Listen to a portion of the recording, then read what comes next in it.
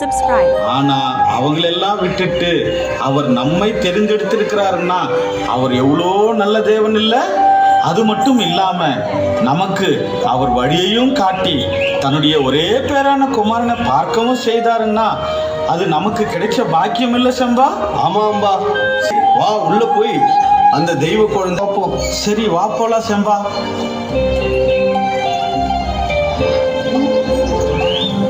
வாருங்கள் வாருங்கள், எப்படி இருக்கிறீர்கள்? அன்றைக்கு மட்டும் நீங்கள் இல்லை என்றால் நாங்கள் என்ன செய்திருப்போம் என்றே தெரியவில்லை. ஒரு புறம் குழந்தை, இன்னொரு புறம் ஆடுகள் மாடுகள் என என்ன செய்வதென்று தெரியாமல் திணறிக் கொண்டிருந்த எங்களுக்கு அவற்றை எல்லாம் தூய்மைப்படுத்தி இந்த இடத்தை அழகாக மாற்றிக் கொடுக்க உண்மையாக ஆண்டவரே உங்களை இங்கு அனுப்பி வைத்திருக்கிறார். கர்த்தருக்கே மகிமை. மெய்ப்பர்களே, மோசையின் நியாயப்பிரமாணத்தின்படி குழந்தையை தேவாலயத்தில் அர்ப்பணிக்க வேண்டும். இவர் தலைச்சன் பிள்ளையாக இருப்பதால் ஆட்டுக்குட்டியை காணிக்கையாக செலுத்த வேண்டும். ஆனால் ஒரு ஏழை செலுத்தக்கூடிய காணிக்கை ஆகிய காட்டுப்புறா கூட எங்களிடத்தில் இல்லை.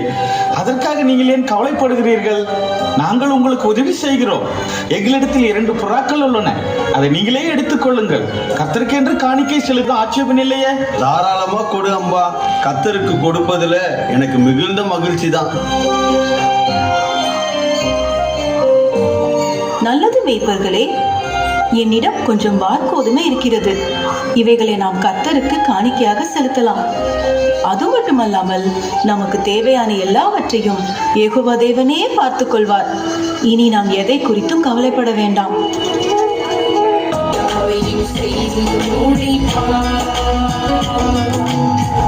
Kau